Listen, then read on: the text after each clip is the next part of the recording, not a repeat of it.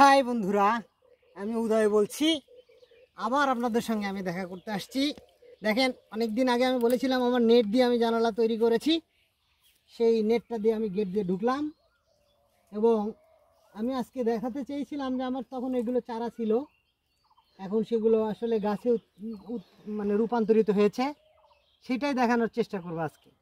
আপনাদের বলেছিলাম আমার এই নেটটার সঙ্গে আমি কিছু মানে চাষ করেছি, এই যেটা নেটের সঙ্গে থাকবে, অর্থাৎ এই নেটটার সঙ্গে থাকবে। দেখেন, এগুলোকে বলে কালাই, অর্থাৎ মটর কালাই, যেগুলো লম্বা লম্বা হয়, খাইতে খুব সুস্বাদু, টেস্টি, ভাজি খাওয়া যায় এবং ভর্তা খাওয়া যায়। অনেকে শুটকি মাছ দিয়ে এই কালাইটা ভর্তা করে পাটায় পিষে খায়, খুব টেস্টি। আর দেখেন, আপনাদের আমি বলেছিলাম যে আমি একটা জায়গায় 3টা চারা লাগাইছি, একটা চিচিঙ্গা অর্থাৎ ঝিঙ্গা, একটা করলা, আর একটা হচ্ছে আপনার এই মটর কালাই। সেই সবগুলো গাছ আমার বড় হয়ে গেছে, আপনাদের দেখতে পাবেন। এই যে গাছটা দেখতে পাচ্ছেন, এই যে ছোট্ট, দেখেন পাতাটা আলাদা, এটাকে বলে করলার গাছ। এই করলার গাছটা অনেকটা দেখেন এর সঙ্গে লতানোভাবে 2টা গাছ পাশাপাশি জড়িয়ে গেছে, একটা করলা আর একটা চিচিঙ্গা। এই চিচিঙ্গা এবং করলা দুইটাই আমার এই নেটটার সঙ্গে, এই নেটটা দেখাবেন একটু প্লিজ, এই নেটটার সঙ্গে জড়ায় যাবে।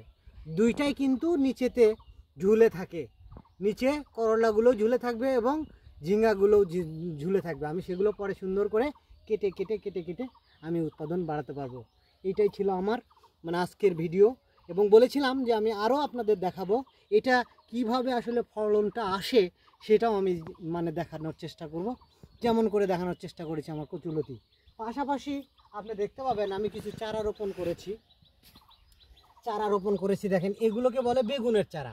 আমি একটা শেড তৈরি করেছিলাম, সেই শেডটা খুলে দিয়েছি। এই চারাগুলো এখন আমার ক্লোরোফিল দরকার, যার কারণে আমার এই সূর্যের আলোটা পড়ার জন্য আমি এখানকার শেডটা তুলে দিয়েছি। সূর্যের আলো পড়ার সঙ্গে সঙ্গে এগুলো দ্রুত বাড়ছে। এগুলো আমার বেগুনের চারা। এই বেগুন আমি আর আগে দেখাইছিলাম, এটা 12 মাসি বেগুন। 12 মাসি ধরে এই বেগুন আমি চারা আবার অন্য জায়গায় রোপণ করব, শুধু আপনাদের দেখায় রাখলাম। আর আরেকটা কথা বলে রাখি, দেখেন আপনাদের বলেছিলাম আমার তখন এই শেড অর্থাৎ এই মাচাংটা ইনকমপ্লিট ছিল। এখন আমরা কিন্তু দেখতে পাচ্ছি দৃশ্যমান পুরোটাই মাচাং আমি কমপ্লিট করে ফেলেছি। এতে আমার কিছু খরচ হয়েছে, আশা করি সে খরচটা আমি পুষাই নিতে পারবো আমার এই 3টা ফলনের মাধ্যমে।